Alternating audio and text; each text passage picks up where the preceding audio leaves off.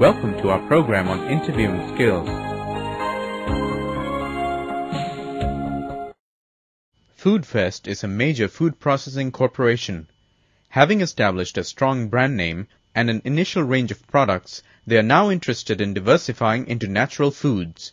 The management decided to conduct a formal interview for a general manager for the natural foods division. FoodFest spent a considerable amount of time and effort to identify their general manager with the right qualifications, experiences, and attitude for the job. After a structured interview process, FoodFest selected Chris as the general manager of the natural foods division. Within 2 years, FoodFest has established their leadership in the area of natural foods. Chris is to be promoted as managing director of NatureFest, the new subsidiary of FoodFest. Dreamalong is a successful travel agency specializing in European and Asian destinations. Recognizing the increased demand for adventure travel, they decided to start a new desk for adventure travel. Dreamalong did not conduct a planned interview. They interviewed a couple of candidates informally and selected Tom for the post primarily because he was an avid adventurer.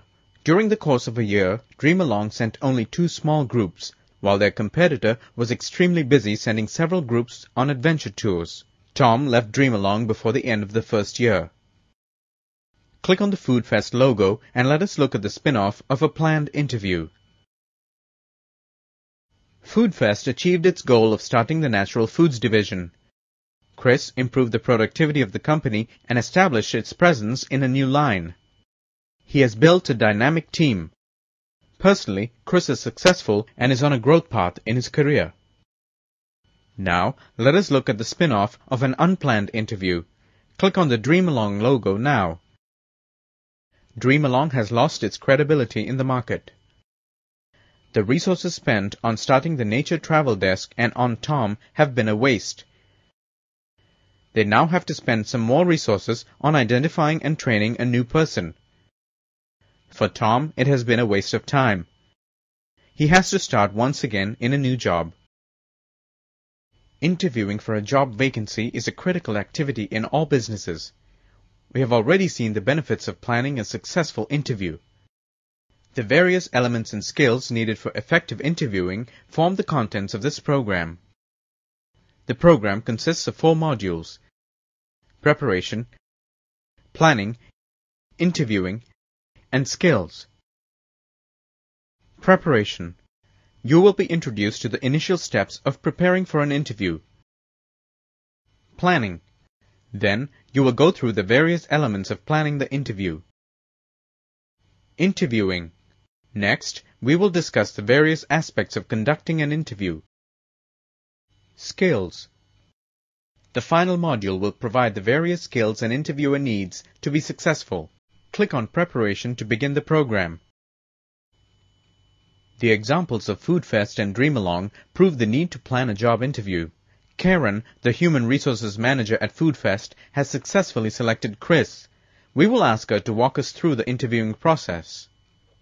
We started well before the date on which we planned to conduct the interviews. We started with preparing a job description to identify the needs of the job. Next, we prepared the ideal candidate profile, and finally, we prepared an advertisement to draw the best talent for the job. Preparing a job description is crucial to selecting the right candidate. It defines the job title, identifies the elements of the job, indicates the skills required for the job, and the expectations of the job. The job description consists of the job title, overall purpose of the job, day-to-day responsibilities, to whom the person will report, education, experience, training, and skills required, conditions of work, growth aspects, and other aspects of work. Click on each element to see what Karen prepared for the job description for FoodFest General Manager of Natural Foods.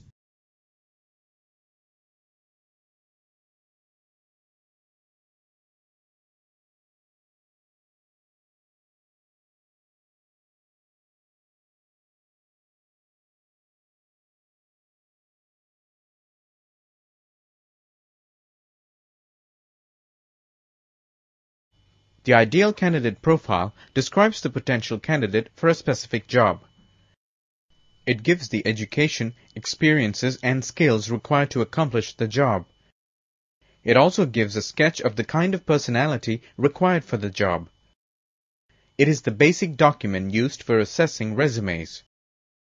The ideal candidate profile consists of the job title, educational qualifications, experience in the field, awareness of the industry, interpersonal skills, need for overtime, and need for travel.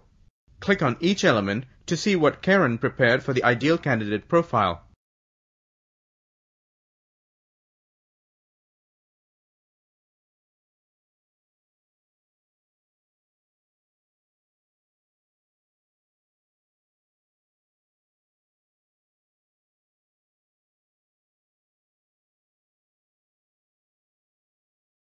The job advertisement is a tool used by companies to publicize the vacancy.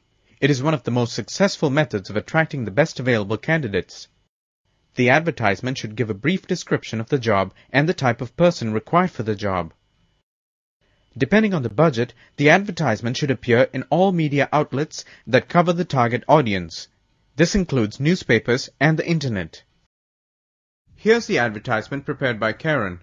It includes the job title, location of the job description, required qualifications, salary information, contact address, telephone numbers, fax or email, and last date for receipt of resumes. To review the model on preparation, click on each point. Plan the interview, prepare a job description, prepare the ideal candidate profile, and prepare the advertisement.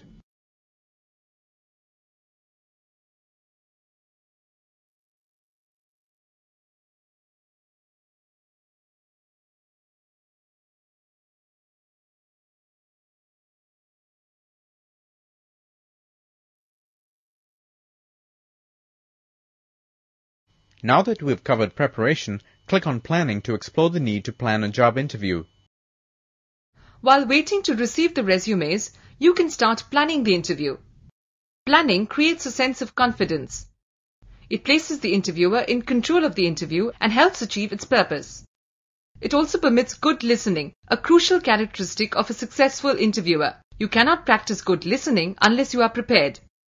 The planning process involves defining the purpose, the interviewing strategy, preparing questions, assessing resumes, and fixing the time, venue, and seating for the interview.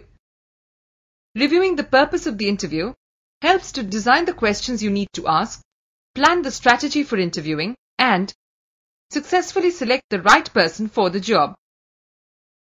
While planning the strategy for interviewing, include the topics of discussion, the order of discussion, and the length of the interview. This helps maintain the flow of the interview, provides a sense of confidence, and achieves the purpose of the interview. Asking the right questions at the right time is the key to effective interviewing. The questions should maintain the link between the purpose and the result of the interview, the free flow of conversation, the direction of the interview, and the focus of the interview. You need a complete set of questions to help you with your interviewing. The different types of questions are closed questions, open questions, reflective questions, leading questions, and probing and challenging questions. A conventional interview uses a mix of open, closed, and reflective questions. Click on More beside each type of question for details. The closed question should elicit single-word or very short answers. This type of question is used to confirm what is stated in the resume. Closed questions relate to factual matters. Click on the buttons below to view examples. Open questions are used to generate information and invite views and opinions. This type of question could lead to elaborate and long responses. Most conventional interviews use open-ended questions. Click on the buttons below to view examples. The reflective question plays back to the candidate what he or she has said. It is often posed in the form of a statement rather than a question. The reflective question is used to cover matters of fact, feelings, or attitudes. Responses to reflective questions may be similar to those of closed questions. Click on the buttons below to view examples. A leading question assumes the response. The candidate could answer the question in several ways. He could agree with you, in which case you don't gain much, or he may contradict you, in which case you get an insight into his attitudes. Click on the buttons below to view examples. The probing question is used to get additional information. It may be open or closed. This type of question is useful in case of doubt as to the honesty of the candidate. It is a good idea to avoid the probing question. The next step is going through the resumes, assessing and selecting them. Most resumes present the candidate in the best light. Often, it is difficult to gauge the candidate's suitability for the job just by going through the resumes. Remember that a resume is not an objective document. It is designed to get the job. While screening the resumes, ask the following questions. Does it give a clear picture of the applicant's work experience, past and present? Does it list the applicant's educational background, and does it match with your requirements? Are there any skills you require that are not mentioned in the resume? Is there any contradictory information in the resume? Does the position offered seem to be a natural move for the applicant? After you have checked the resumes for any pitfalls, compare them with the ideal candidate profile and select and grade the resumes. You could use a rating scale of 1 to 10, 10 being ideal. Does the resume show any gaps in employment? Pursuing higher education, personal problems, ill health, and unemployment are some reasons for gaps in employment. If a company listed by the candidate has closed down, there may be no way of verifying the candidate's past experience. It is worthwhile checking out the contents of the training courses attended by the candidate. Often, a course might have a general title, but the contents may cover only one specific topic that may or may not be relevant to the job at hand. Did the candidate supervise the whole team, or was it a subgroup within a larger project team? Listing years of experience that do not match the years actually spent in the workforce. Job changes that do not indicate advancement. Exaggerated job titles that are designed to impress. A large number of relocations for which the candidate has no explanations. References, all of whom are out of town. While screening the resumes, fill out the potential candidate form. You are now ready to send out the interview calls. Call between 3 and 10 candidates per vacancy. Time and other available resources will determine the exact number to be called for the interview. Karen received 4 resumes for the general manager's post. Click on each of the 4 names to view a summary of each resume. Review each summary carefully, keeping in mind the ideal candidate profile. Click on the ideal candidate profile to review it. Click on the Food Fest logo to review the background information about the vacancy. Then, complete the potential candidate form given on your screen. After you're done, click Compare and compare your form with Karen's potential candidate form.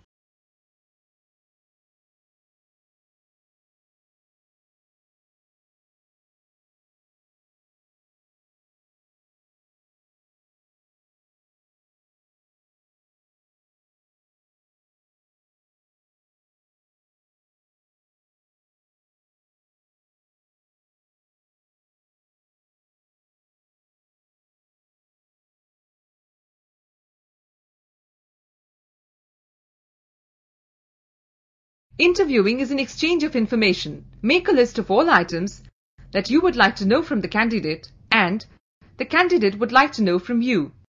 The interviewer would like to know the qualification of the candidate. Does the individual possess the educational qualifications required for the job? Experience and skills. Does he or she have enough experience to handle the job? Expectations of the candidate. Does the candidate want the job for career growth, or is it to learn a new skill, or to earn a better salary? And attitude of the candidate. Does the candidate have the required attitude to add to the company's productivity? Similarly, the candidate would like to know why the job fell vacant. Was it due to resignation, restructuring, or diversification? The salary expectations. Will it be the same as he or she is getting now? Is it enough to be an incentive to change? Conditions of work. Is it better than what he or she is used to? Is it the best in the industry? And career prospects. Will it provide opportunities for professional growth? The venue of the interview should be convenient, comfortable, and have some degree of privacy. It should be free from disruptions like telephone calls or other colleagues walking in frequently, and distractions like noise from outside, glare and furnishings. One of the challenges that we face every time we organize an interview is the arrangement of the furniture for the interview. Here are some possible layouts that you could consider. Each has its own pros and cons. Click on each setting. A common business-like office layout, but it sets a barrier. Friendly and relaxed, but may be awkward for papers. Parties are equals, provide space for papers, but may be too close for comfort. Parties are equals, provide space for papers, but is awkward angles for eye contact and use of the table. To recap, let us make a checklist of all of the elements of planning an interview. Review the purpose for the interview. Design a strategy for interviewing. List the various types of questions most effective for the interview. Screen, assess, grade, and select the resumes and complete the potential candidate form. Identify the items of information you would like from the candidate and the information that the candidate would expect you to give. Decide on the venue and decide on the type of seating that you would like to have for the interview. Good, we've completed planning. Now, click on Interviewing to discuss conducting the interview.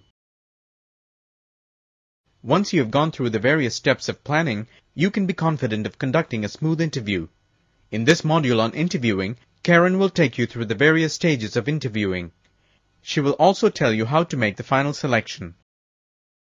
The actual interview consists of the introduction, the warming up stage, the interview, the crux of the whole process, the closing, completing the interview, completing all the necessary documentation, and making the selection and informing the successful candidate, or, if needed, conducting a follow-up interview. An important but often overlooked aspect of interviewing is the quality of the waiting room. The candidate is already nervous while waiting for the interview. A comfortable waiting room puts the candidate's mind at ease before facing the interview. Let us consider two scenarios and see the impact the waiting area has on the candidate. Click on each icon to proceed. Good morning. May I help you? Good morning. I've come for the interview this morning. My name is Bryant. Please wait. Let me find out if Mr. Samuel will see you now. Mr. Samuel? Mr. Bryant is here. Should I send him in? Sure. Please be seated. Mr. Samuel will see you in about 15 minutes. I'll let you know when he's ready. Thank you. The atmosphere of this waiting area is welcoming and relaxed. The secretary attended to Bryant without much confusion. Bryant is calm while waiting. Good morning. I've come for the interview this morning. My name is Bryant. Good morning. 1 minute. Hello? No, he hasn't come in as yet. I will tell him you called. You were saying that you had an interview? Yes. Who were you supposed to meet? Mr. Samuel. Let me call him to see if he wants to see you now. Mr. Samuel? Mr. Bryant is here. Yes, he will see you in about 15 minutes. The waiting area in this office is busy and there is confusion. The secretary is overworked and agitated. The general environment has an impact on Bryant and he looks tired and nervous. Under the circumstances, Bryant cannot be expected to communicate effectively during the interview. The interviewer may not be able to get the right information from Bryant. Keep a checklist and go through it just before you start interviewing. Have the ideal candidate profile. Have the completed potential candidate sheet and resumes. Ensure that the furniture arrangement is as you would like to have it. Verify that the waiting room is ready. Review your interviewing strategy. Go through the questions you would like to ask. Ensure that your appearance projects the image of the company and instills confidence in the candidate. Have a positive attitude and go with an open mind. Let us see how Karen begins her interviews. Good morning, Lynn. How are you this morning? Good morning. I'm doing well, thank you. Please sit down. I'm Karen and I am the HR manager. Did you have any problems finding our office? Not really. I got directions before I left home, so I was able to reach here without much trouble. Good. I thought we'd begin with your recent work experience, then your educational qualification and training, and finally some questions about your general circumstances. All this might take about 20 minutes. Is that all right? Sure. At the outset, Karen greeted the candidate using the correct name, introduced herself, presented the plan for the interview, and put the candidate at ease. Once both are feeling comfortable, you can start interviewing. The important factors while interviewing are the job profile and time allotted for the interview, different types of questions, focus, interview profile sheets, and active listening.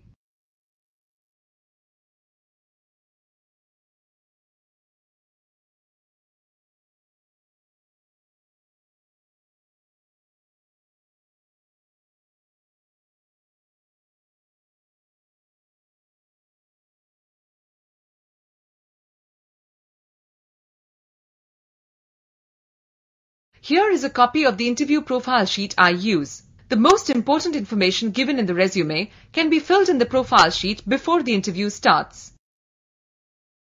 The tone of voice, hesitations in speech, and nonverbal behavior can indicate attitudes like enthusiasm, self-confidence, nervousness, and disinterest. You see how each person conveys a different message with their body language. How would you have handled the situation? It is quite simple, actually. All it needed was some intelligent analysis. I'd have to go through the problem in detail before I can give any solution. I don't know if I'll be able to handle the situation alone, but I'm sure that if everything was explained to me, I would be able to solve the problem. Kareem's posture and his selection of words shows that he has a high opinion of himself. Chris appears positive, and his answer shows his analytical approach to problems. Lynn cannot take initiatives. She is willing to try new things, but needs support. Once you have all the information from the candidate, it is time to close the interview. When concluding, tell the candidate the interview is over. Give the candidate an opportunity to add any relevant information that he or she might want to convey and to ask you any questions. End on a positive and friendly note. Be polite and thank the candidate. Inform the candidate about the next steps in the hiring process. Do not say anything that will give the candidate false hopes. Let us see now how Karen closes her interview with Lynn. Well, Lynn, it has been interesting talking to you. We'll get back to you in about 10 days. Thank you. I need to commute to work and it'll take me about an hour. I would like that to be taken into consideration while working out my package. Oh, sure. We'll keep that in mind. Thank you for coming. Karen's first statement indicates that the interview is over. Lynn is told that she will hear from her in about 10 days. Lynn has an opportunity to indicate her concern about commuting to work. The atmosphere is cordial, friendly, and positive. At this point, the interview is over for the candidate, but you still have to identify the final candidate. I make sure that I complete all the candidate profile sheets and compare them with the ideal candidate profile. Next, I contact the references given by the candidate. After I am fully satisfied, I usually select the top 3 candidates and offer the job to the best person for the job. At times, you may find yourself not being able to make the final selection from 4 or 5 candidates. I had a similar situation with Kareem and Chris. Under such circumstances, you need to schedule a follow-up interview. Here are the steps to take in scheduling a follow-up interview. Inform the 2 or 3 candidates of the time and venue of the interview. Explain the reasons for calling them again. Before you meet with the candidates, double-check the qualification and experiences of the candidates. Contact the references given by the candidates and consider equal opportunity clauses and any other legal issues. During the follow-up interview, evaluate the ability of the candidate to advance in the company. The candidate may have questions regarding the job and future prospects. Answer them honestly. Upon completion of the follow-up interviews, make the final choice and inform the selected candidate as well as all others who were interviewed. Let us review our learning in this module on interviewing. You now know how to make the candidate feel comfortable and put him at ease by introducing yourself, being cordial, and providing the plan of the interview. Next, you learned how to interview the candidate using different types of questions to get all the relevant information. You also used the interview profile sheet and recognize the impact of nonverbal communication on the selection process. You learned how to conclude the interview on a positive note, Finish all the incomplete tasks, call for a second interview if necessary, and make the final selection.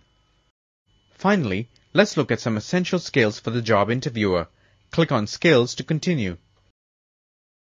A successful interviewer needs to develop certain traits and skills: a pleasant personality, note-taking skills, and patient listening. I have a friend who enjoys interviewing, and candidates who have been interviewed by him remember his interviews long after.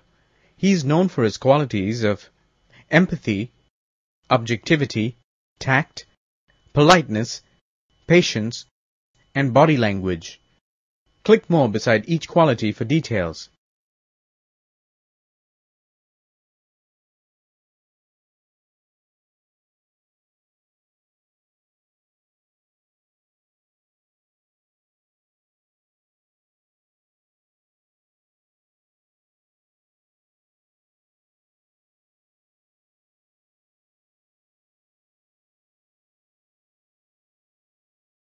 When I interview, I depend on the notes I make during the interview. This way, I'm sure I don't forget anything important. But won't writing notes during the interview be distracting for the candidate? It won't be too distracting if you use the interview profile sheet. It has information you filled out about the candidate before the interview, and you are only noting your impressions and observations during the interview. Of all nonverbal skills, listening is most important for an interviewer. Asking appropriate questions and listening actively to the answers form the crux of good interviewing. Real listening involves concentration, discipline, empathy, self-effacement, and silence. It is a good thumb rule to spend only 1/3 of the time talking and leave the rest of the time for the candidate. While listening, your body language should encourage the candidate to talk. And most important, don't allow your mind to wander. You might lose out on important things being said by the candidate. To recap, an interviewer should possess a pleasant personality, take good notes, and practice active listening. Before closing the program, let's review briefly the various steps of the interviewing process. The first stage of preparing for the interview begins with identifying the need for the interview, preparing the job description, the ideal candidate profile, and the advertisement to be published in the newspapers or the internet. The next module introduced you to the various steps of planning an interview: identifying the purpose of the interview, identifying a convenient venue to conduct the interview, planning a strategy for interviewing, preparing the types of questions to be used, and reviewing, assessing, and selecting resumes.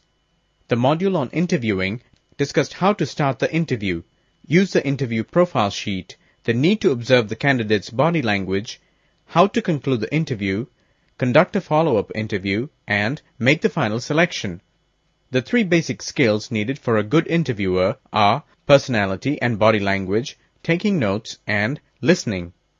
Now you can attempt the final quiz and see how far you have come in improving your interviewing skills.